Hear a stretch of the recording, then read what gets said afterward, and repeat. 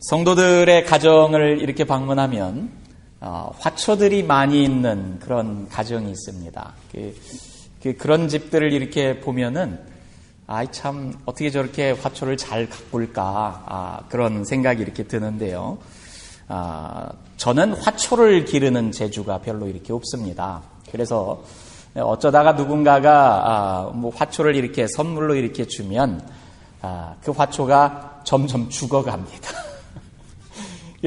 뭐 요즘만이 아니라 예전에도 그랬던 것 같아요. 한국에서 이렇게 목회자로 있을 때도 화초를 선물로 받으면 물을 열심히 준다고 자꾸 물을 주다가 죽어가기도 하고요. 또 햇볕을 쐬준다고 또 햇볕 댔다가 이렇게 줬다가 타서 죽기도 하고요. 여하튼 화초를 기르는 재주가 이렇게 없어요. 그래서 예전에 이렇게 한국에 화원을 하시는 그런 성도님이 한 분 계셔서 한번 여쭤봤습니다. 어떻게 하면 집에 있는 화초들이 죽지 않고 이렇게 잘 살 수 있습니까? 그랬더니 그분이 재미있는 말씀을 이렇게 하셔요. 그때 이제 전도사였는데, 전도사님, 하루에 한 번씩 가서 인사를 하세요. 그래요. 화초한테 뭐 난이든지 가서 하루에 한 번씩 들여다봐주고 인사를 하라는 겁니다. 그러면은 화초가 잘 산대요. 근데 여러분, 그게 무슨 말 같지도 않은 말이냐, 그런 게 아니라, 그럼 그 말의 의미가 관심을 기울이라는 말이지요. 관심을 기울여줘야 화초가 이렇게 산다는 거예요. 그 말을 듣기는 했습니다마는, 그런데도 불구하고 저희 집에 화초가 오면은 이렇게 오래도록 살지 못합니다. 우리 집 아이가 뒤에 앉아있지만 그 소원이 강아지를 하나 좀 이렇게 사가지고 집에서 강아지를 길렀으면 좋겠다. 그래서 엄마 우리 강아지 하나 이렇게 있으면 좋겠어요. 그러면 엄마가 알러지가 있습니다. 이렇게 털에. 그래서 개가 들어오면 내가 나가야 돼. 뭐 그렇게 얘기하는데 엄마한테 이렇게 설득해서 안 되니까 아빠를 이렇게 조릅니다. 그래서 아빠 엄마한테 개 하나 이렇게 구해서 기르자고 이야기를 해. 그러면은요 하는 이야기가 있습니다. 여러분 개를 보면 예쁘잖아요. 여러분들도 이렇게 펫이 있는 사람들이 있는데 강아지가 얼마나 이뻐요. 우리 연명순 자매님, 신미영 자매님 강아지를 기가 막히게 이렇게 예쁘게 잘 키우잖아요. 근데 우리 아이 방에 어항이 하나 있었어요. 어항이 하나 있고 구피라고 하는 새끼 손톱만한 물고기들이 그 안에 이렇게 6마리가 이렇게 살아가는 그런 어항이 있는데 애가 밥을 한 달에 한 번 정도 줍니다. 근데도 그 물고기들이 안 죽고 살아가는 거 보면 참 용해요. 그래서 거기다 두면은 굶어 죽을 것 같아서 제 방으로 이렇게 옮겨놨습니다. 그리고서는 밥을 이렇게 주는데 야, 너 물고기도 그렇게 밥을 안 주는데 강아지를 이렇게 데려다 놓으면 너가 강아지 돌보면서 굶어서 죽는다. 이 강아지를 보고 예뻐만 하는 것이 아니라 강아지가 있으면 그 강아지를 이렇게 기르는데 관심을 기울이고 노력을 하고 데리고 나가서 산책도 시키고 목욕도 시키고 이렇게 집에다가 이렇게 똥오줌을 이렇게 쌓아두면 그거 치우기도 하고 그래야 되는데 네가 그러겠냐? 너는 보고서 이쁘다고만 하지 그거 다 알러지 있는 엄마가 가서 치우고 다 엄마 일 아니냐? 그렇게 이야기하면서 네가 키울 만한 준비가 됐을 때 나중에 네가 이렇게 나아가서 혼자 잘 키울 수 있으면 네가 사서 키워라. 그런 이야기를 이렇게 합니다. 여러분 화초도 마찬가지고요. 그런 조그마한 동물들도 마찬가지지만 기른다고 하는 것이 사실은 쉬운 일이 아니죠. 정성입니다. 우리의 마음을 거기에 이렇게 쏟아야 하는 거고 내 마음이 갈 때 생명이 이렇게 자랄 수 있지요. 오늘 우리가 함께 봤던 말씀 가운데 보면은요, 핵심되는 구절의 말씀이 이거지요. 너의 양떼의 형편을 잘 알아두며 너의 가축대에게 정성을 기울여라. 우리가 세번역 말씀으로 읽은 그러한 본문인데요.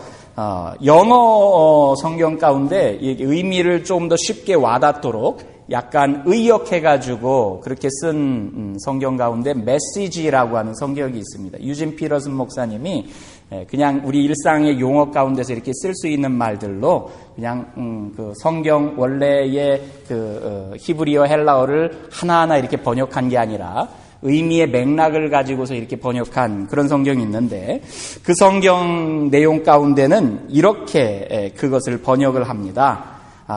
양떼를 하나하나 이름을 주면서 알아가도록 하십시오. 그런 이야기를 해요. 그래서 Know your sheep by name. 그러니까 한 마리 한 마리 양마다 우리말로 이렇게 번역된 거에서는 내 양떼의 형편을 잘 알아두며 이렇게 이제 번역이 돼요. 원래 성경말에는 저렇게 돼 있습니다. 근데 영어로 이렇게 좀 더 의미를 와닿게 이렇게 번역한 것 중에는 양떼 전체가 아니라 그 양 무리 가운데 한 마리 한 마리의 이름을 가지고 그 양들을 알아가도록 해라. 이런 의미로 이야기를 이렇게 합니다. 그러면서 더 주의 깊게 너의 그 가축들에게 관심을 기울여라. 이렇게 번역이 돼 있어요. 여러분 예전에 저희는 뭐 도회지에서 이렇게 살았지만 제 어린 시절에 할아버지 할머니들이 시골에서 이렇게 농사를 지셨습니다. 방학 때가 되면 시골을 이렇게 방문해 보면 외양간에 이렇게 소가 한 마리 있지요. 그리고 염소도 이렇게 몇 마리 이렇게 있습니다. 근데 보면은 어쩌다가 시골을 가서 이렇게 우리 할아버지 외양간에 있는 소를 보면은 뭐 그 소나 다른 집에 매여 있는 소나 소가 소지 다 똑같아 보입니다. 그런데 그 소를 이렇게 뭐 끌고 오고 뭐 제가 몰아가고 뭐 그럴 만한 힘이 없죠. 어떻게 다루는지도 모르고.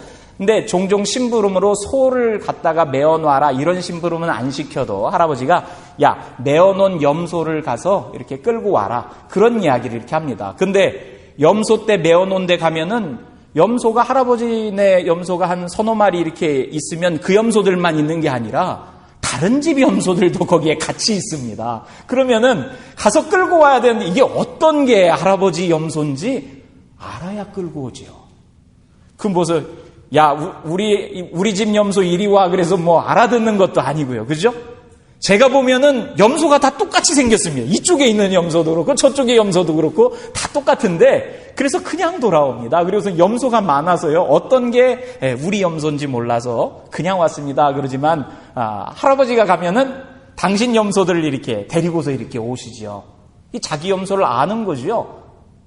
자기가 꼴을 먹이고 자기가 기르고 그런 분들은 여러분 염소들이 다 다르게 보입니다. 내가 기르는 염소들 생김새하고 옆집 염소들하고 저는 다 시커멓고 그냥 그 흑염소가 그 흑염소고 그냥 다려서 뭐 먹는 고기같이만 이렇게 보이지 이게 뭐 이름이 따로따로 있어가지고 알아보고 식별하고 그런 재주가 없잖아요. 그런데 기르는 사람에게는 여러분 소들이 다 다르게 보이죠. 소 얼굴이 다 다르고요. 생김새가 다르고 발도 다르고 엉덩이가 더 큰 놈도 있고 등이 더 이렇게 높이 솟은 놈도 있고 소떼가 있어도 그 가운데서 자기 소를 알아봅니다. 다 다르게 보이는 거예요. 염소가 있어도 마찬가지고요. 그런 의미로 여러분 있는 그 가축들 한 마리 한 마리를 식별할 수 있도록 그렇게 살펴보라는 거죠. 그래서 너의 양떼의 형편을 잘 알아두어라. 너의 양떼의 형편을 알아. 양 무리가 한 무리가 있어도 그 양 하나하나가 어떤 속성을 가지고 있는지 그 중에서 말을 잘 듣는 놈도 있고 먹이를 이렇게 잘 먹는 놈도 있고 잘 안 먹는 애도 있고 늘 딴짓하고 다른 데로 가려고 하는 놈도 있고 그 양들을 알아가지고 양들을 이렇게 형편을 알아두어라. 처한 상황들을 알아두어라. 너의 가축대에게 이게 예전 개역 성경에는 소떼로 나옵니다. 너 소떼들에게 정성을 기울여라. 네가 기르는 그 가축들에게 정성을 기울여라. 그런 표현을 하는데요.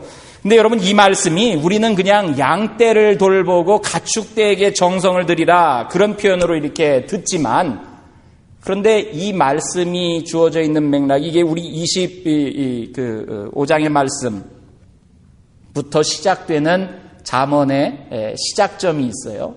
우린 27장의 말씀을 읽었지만 25장의 말씀을 보면 이게 솔로몬의 잠언인데 유다왕 히스기야가 신하들을 시켜서 편집한 그러한 잠언입니다. 이런 표현이 나옵니다. 그러니까 잠언이 여러분 1장부터 31장까지 있을 때 그것 전체가 솔로몬 한 사람의 그냥 뭉뚱그려진 잠언이 아니라 여러분 가끔 가다 보면은 잠언을 시작하면서 제목처럼 나와 있는 부분들이 있어요.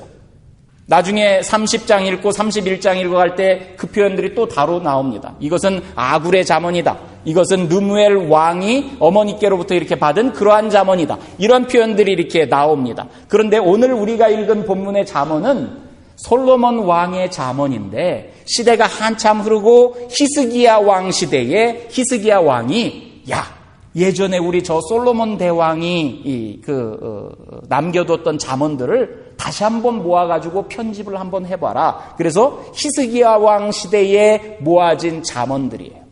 그런데 여러분 가만히 보면 잠언들을 다루고 기록하고 또 쓰도록 했던 명령했던 그 주체가 늘 왕입니다. 여러분 이 왕이라는 말이 사용되어지는 것은요, 그냥 이 잠언 그러면은 일반 살아가는데 뭐 백성들을 위한 말씀 그런 게 아니라 사실은 잠언서에 있는 많은 말씀들이요 왕을 위한 잠언이에요.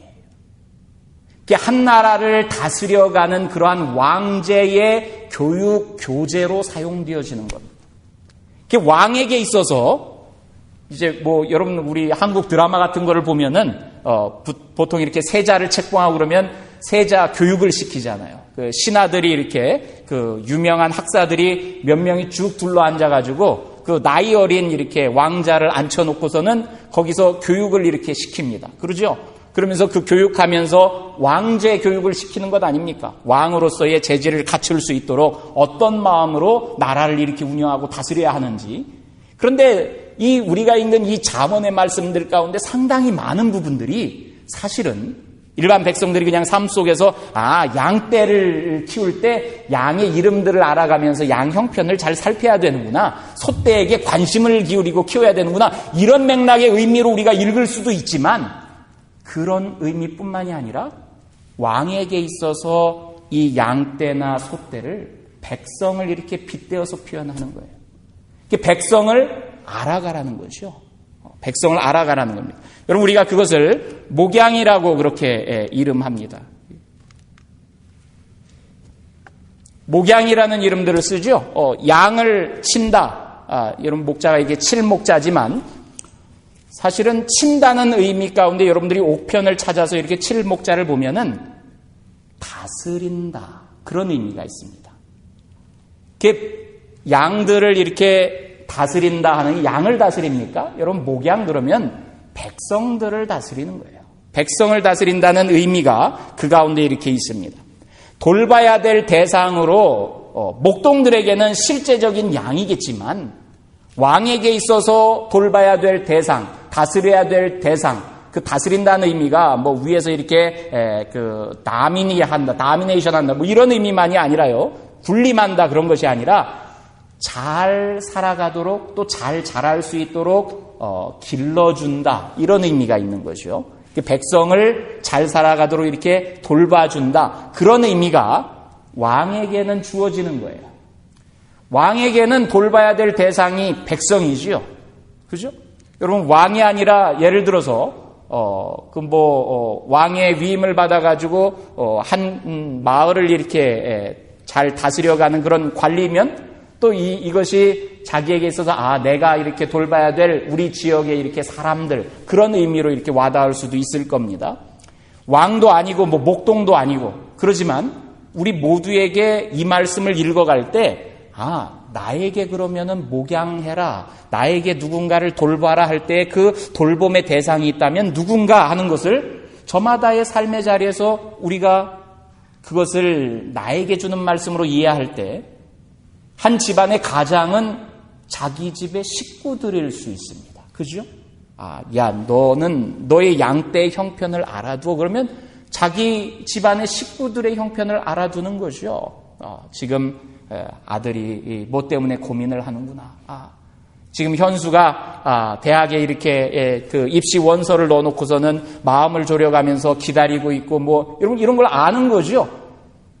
자식이 하나가 됐든 둘이 됐든 뭐 다섯이 됐든 사실 여러분 부모가 자식을 늘 알아가는 것 같지만 자식의 마음을 모를 때가 많지요. 어떤 생각을 하고 있는지 모를 때가 많습니다. 내 양떼의 형편을 알아두어라. 가축대에게 정성을 기울여라. 그 표현이요. 부모에게 있어서는 자식을 그렇게 대해라 라는 말씀을 우리가 들을 수도 있어요. 여러분들 중에 사업을 하는 분들이 있습니다. 사업을 하는 분들은 내 거래처 손님들일 수도 있겠지요. 나를 찾아오는 고객들, 그 사람들의 형편들을 이렇게 하나 둘씩 알아두어라. 또 같이 일하는 우리 동료들일 수도 있습니다.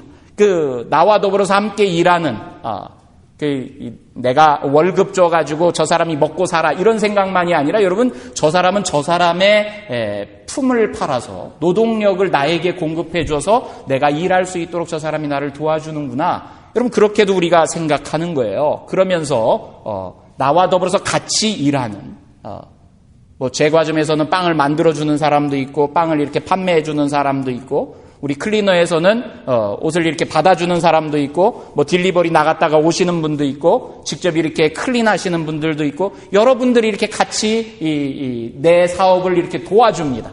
그럴 때 내 사업을 도와주는 그 식구들의 형편을 알아주어라. 오늘 아무개가 어디가 몸이 안 좋고 아프구나. 그런 거 알아주라는 거죠. 아무개네 집에 아이가 요즘 몇 살인데 그 아이 때문에 기도 제목이 있구나. 알아주라는 거예요. 이런 말씀을 여러분 우리가 이 양떼를 돌보고 관심을 두는 나는 뭐 양을 치는 사람도 아닌데 이런 게 아니죠. 왕제 교육이라니까 나는 왕도 아닌데 그런 게 아닙니다. 여러분 같은 맥락에서 목양이라는 의미로 여러분 한국의 선조들도 여러분 백성을 돌본다 할 때 이 말을 같이 이렇게 씁니다. 목민이라고 그러죠. 여러분 목민심서 알잖아요. 목민심서. 그 정약용 선생님이 이 목민심서를 이렇게 썼는데 목민심서라고 하는 게요.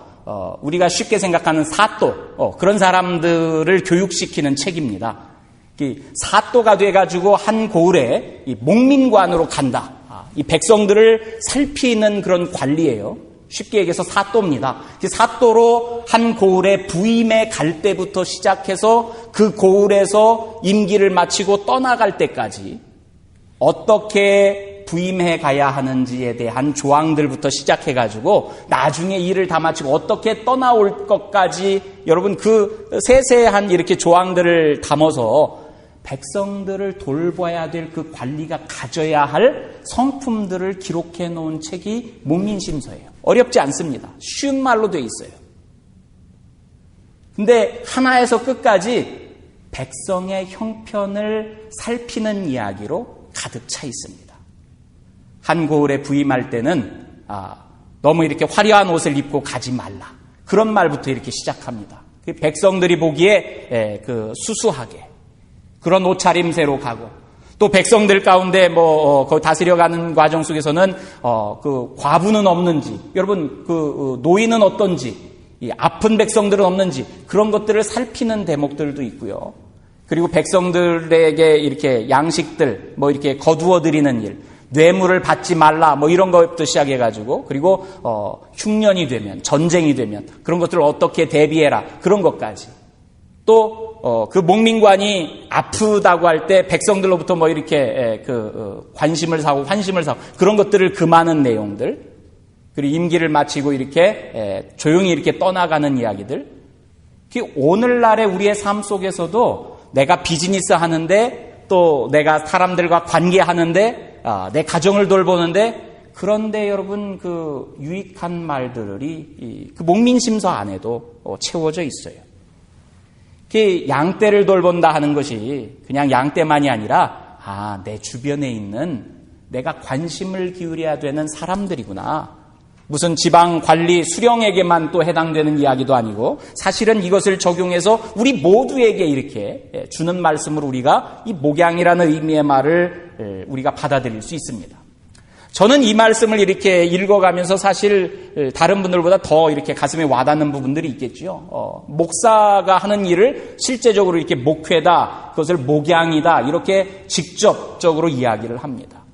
많은 목회자들이 그 안수를 받아가면서 이제 처음 목사로 이렇게 부임할 때 많은 어른들에게 그 한자로 이렇게 서예로 쓴 그런 글씨들을 선물로 이렇게 받는 경우가 있는데, 그 중에 하나 자주 등장하는 문구가 목양일념입니다. 여러분들도 어떤 목사님들 방에 가면 액자로 이렇게 해서 목양일념하고서는 한자로 이렇게 쓰여져 있는 것을 본 적들이 있을지 몰라요. 야, 목양에만 내 온 마음을 쏟아라, 그런 것이죠. 그 말씀이 여기에서 주어진 것처럼 내가 돌봐야 하는 그 양떼 하나하나의 형편을 알아가고, 이게 목양이라는 거죠. 목사에게는 더 와닿는 그런 말입니다.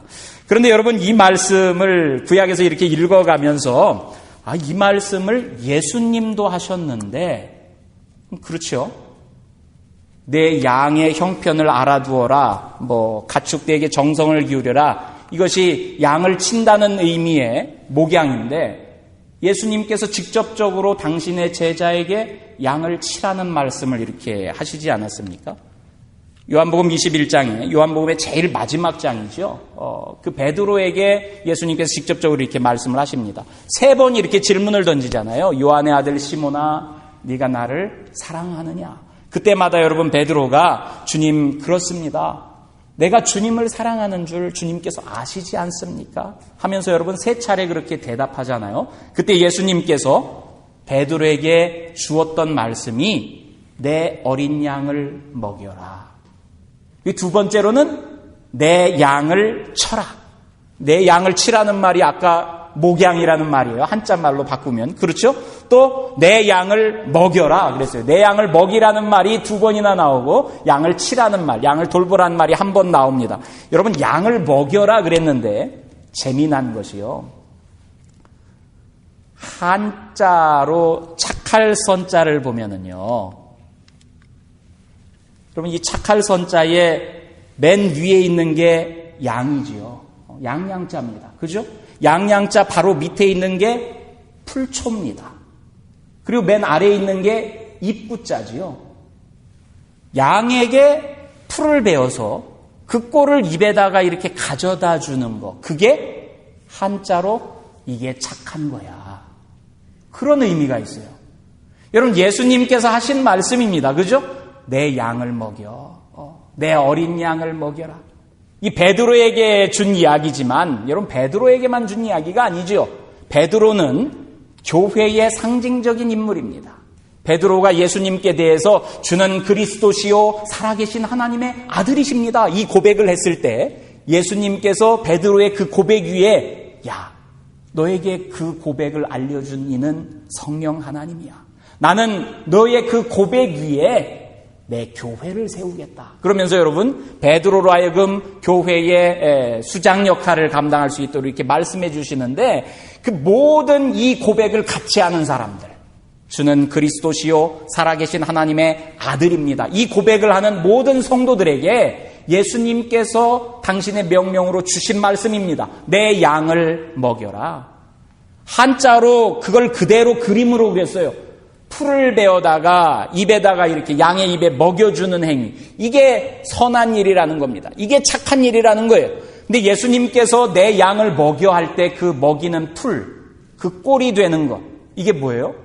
말씀의 꼴이지요. 당신을 먹이는 겁니다. 우리가 성찬식 할 때마다 여러분, 떡을 들고서, 빵을 들고서는 그 빵을 이렇게 찢습니다.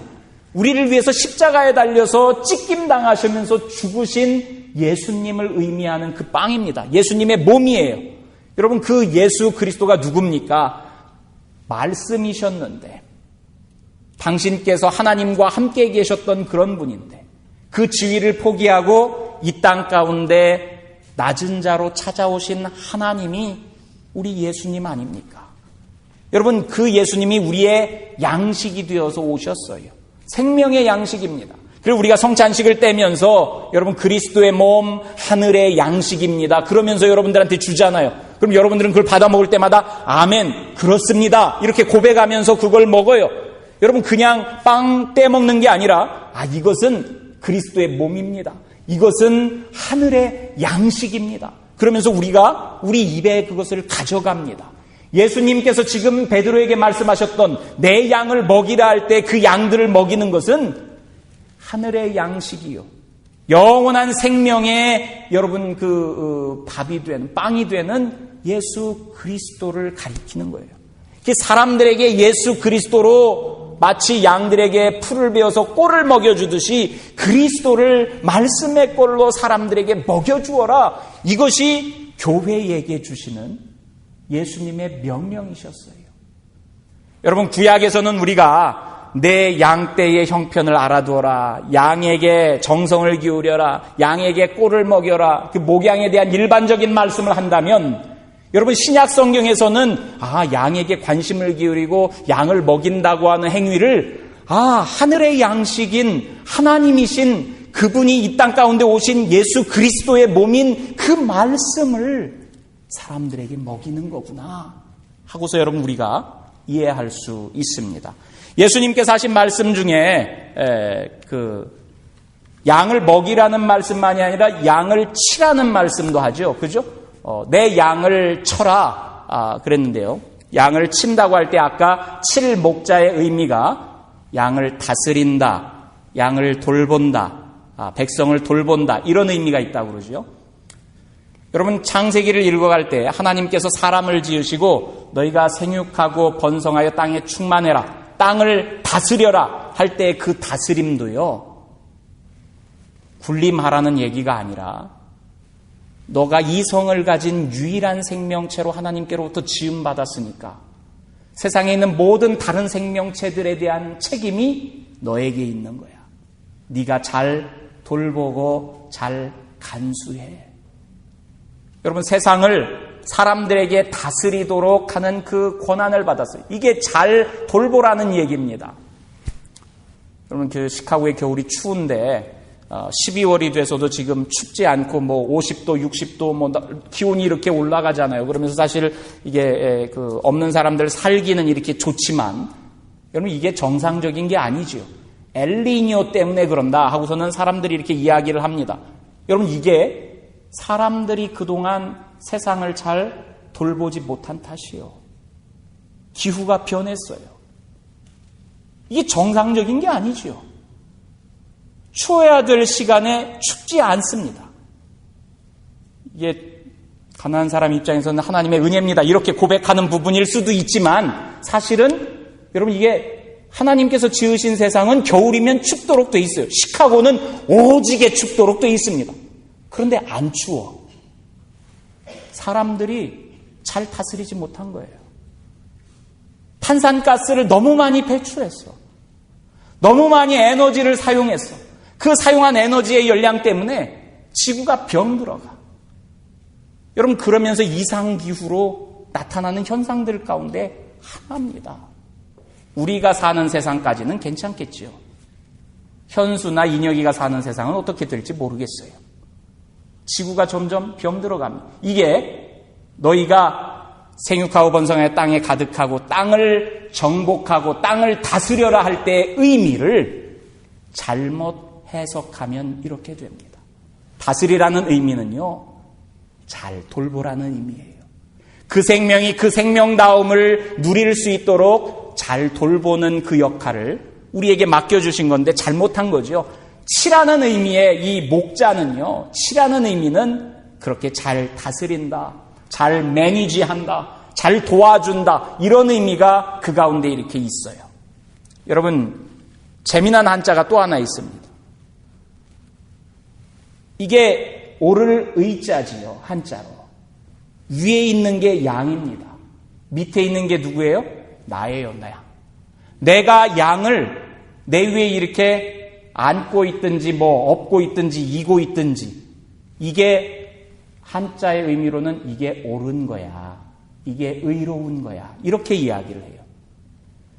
여러분, 우리 성화 가운데 보면 예수님께서 한 마리 이렇게 다친 양을 이렇게 목에 이렇게 둘러 앉으시고, 그리고 둘러 엎고 그리고 다른 양들은 이렇게 뒤따라오고 그런 그림이 이렇게 있지요. 그죠? 그 성화의 그림과 같은 겁니다. 야, 하나님의 정의, 하나님의 공의로움, 의로운 게 뭐야?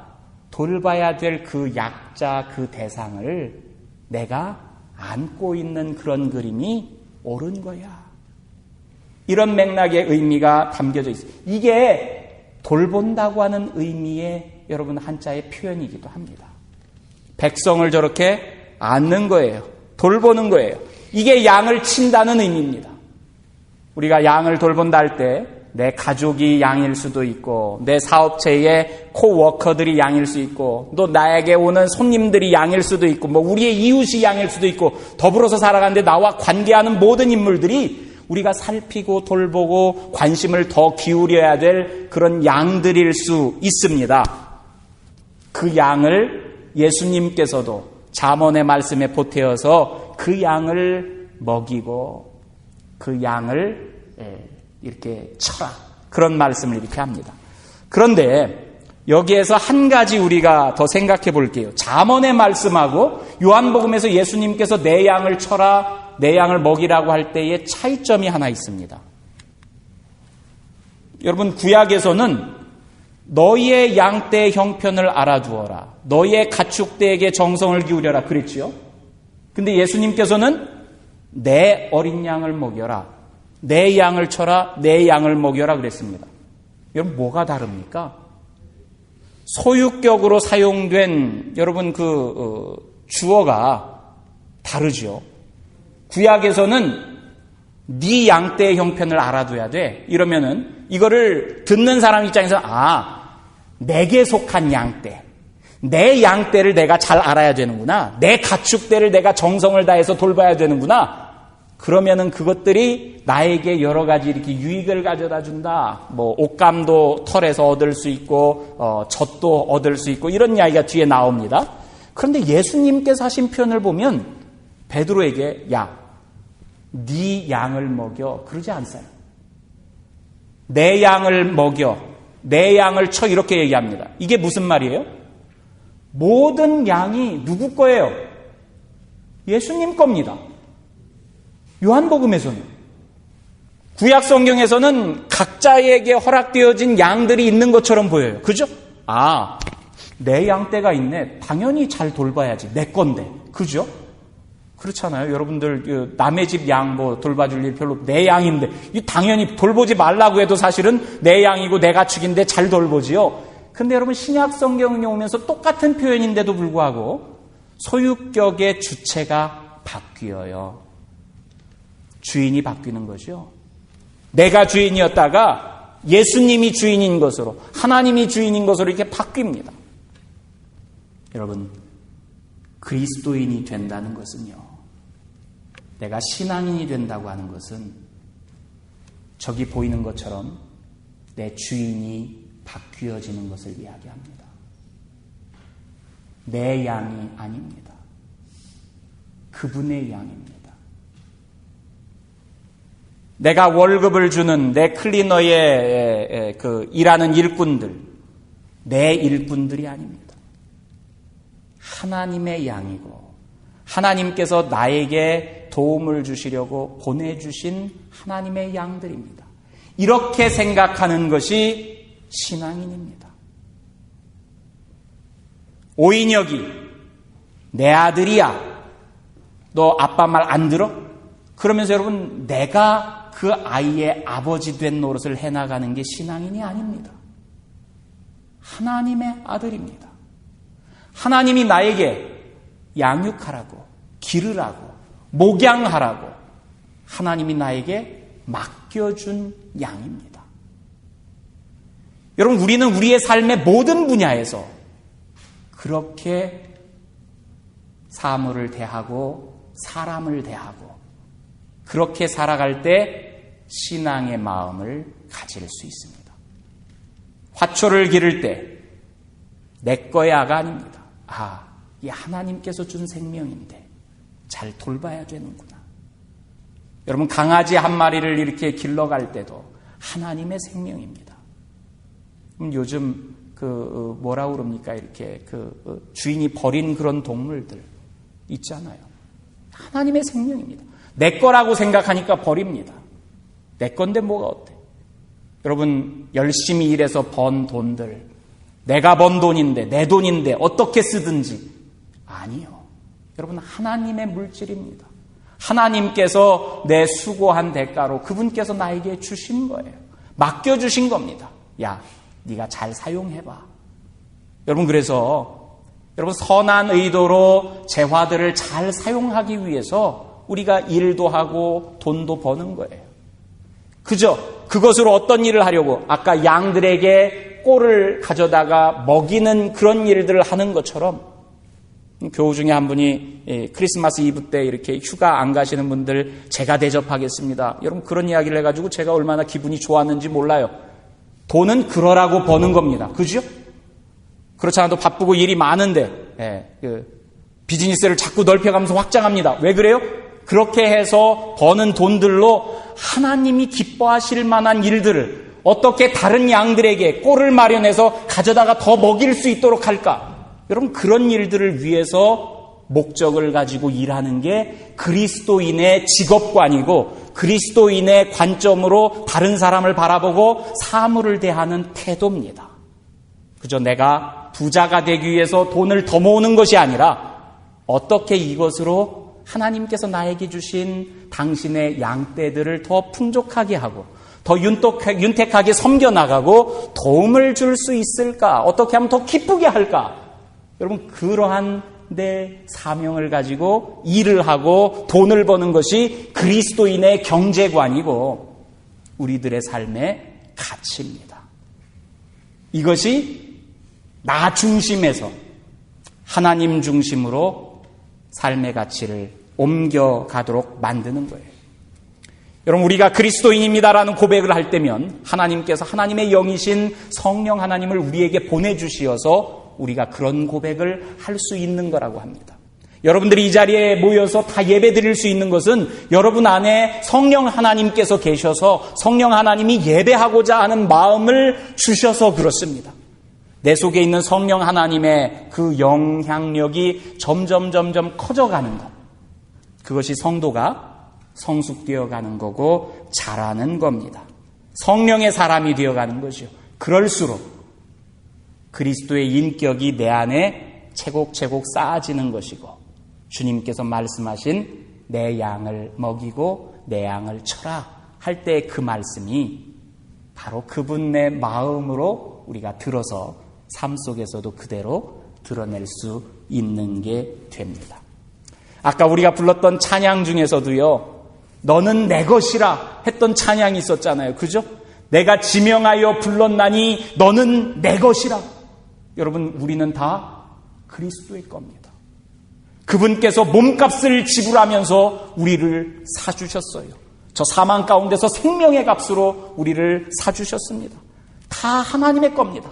나도 하나님의 거요. 여러분 앉아있는 한 사람 한 사람도 다 하나님의 겁니다. 내 것이라고 할 수 있는 것 아무것도 없습니다. 심지어 내 목숨도 하나님의 겁니다. 그 하나님의 것을 하나님께서 당신께서 우리에게 맡겨주십니다. 돌보라고, 보살피라고, 꼴을 먹이라고, 그들의 형편을 살피라고. 그렇게 주신 하나님의 맡겨주신 그 사람들이 우리의 가족들이고 우리의 이웃이고 우리의 함께 일하는 동료들이고 믿음의 지체들이고 그렇습니다. 이 지체들을 더불어 섬겨갈 수 있기를 바랍니다. 꼴을 먹여갑시다. 형편을 살펴봅시다. 또 의롭다고 표현할 때 한자처럼 안아도 주고 업어도 줍시다. 그 삶을 저와 여러분들이 오늘 이 시대에 이어갈 수 있게 되기를 주님의 이름으로 축원합니다. 하나님 감사합니다. 내 양을 먹이라, 내 양을 치라고 하시는 그 말씀을 붙들고 저 잠언에서 주었던 양떼의 형편을 살피며 양떼에게 정성을 기울이라고 했던 그 말씀을 붙들고 오늘 우리와 함께하는 모든 사람들을 대할 수 있게 하여 주옵소서. 하나님이 주신 우리의 가족들, 우리의 이웃들, 우리의 형제 자매들, 우리 함께 일하는 동료들, 하나님 그들의 형편을 살펴볼 수 있기를 원합니다. 그들의 마음을 들여다볼 수 있기를 원합니다. 그들에게 정성을 더 기울일 수 있기를 원합니다. 그들에게 예수 그리스도의 복음의 말씀의 꼴을 가져다가 공급해 줄 수 있기를 원합니다. 그리하여서 생명의 살리는 일에